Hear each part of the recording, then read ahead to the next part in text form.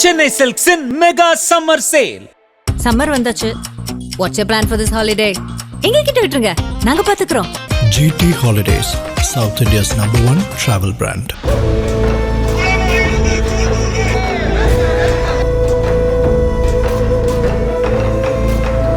தமிழ்நாட்டில் நடந்து முடிந்த சட்டமன்ற தேர்தல் மாநிலத்தையே புரட்டி போட்டுள்ளது.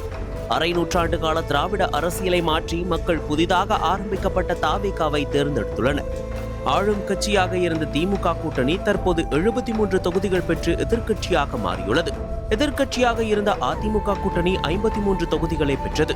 2 ஆண்டுகளுக்கு முன்பு கட்சி ஆரம்பித்து முதல் முறையாக சட்டமன்ற தேர்தல் களம் கண்ட தாவேகா 108 தொகுதிகளை பெற்று தனிப்பெரும் கட்சியாக உருவெடுத்துள்ளது.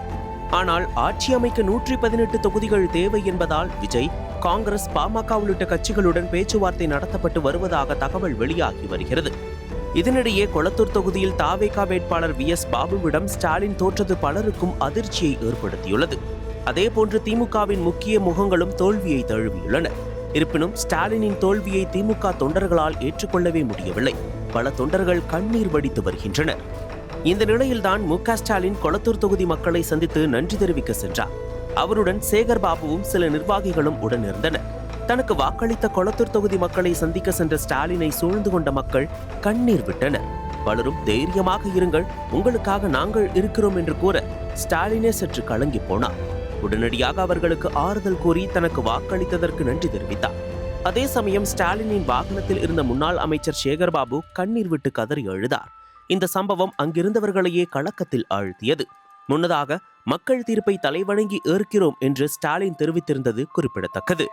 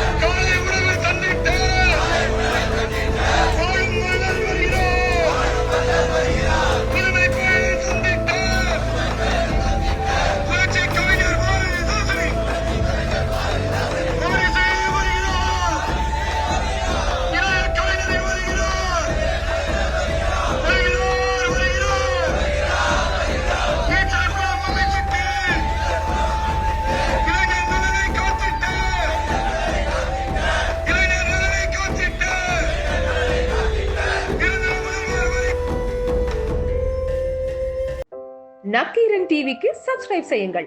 உங்கள் ஆதரவே எங்கள் பலம்.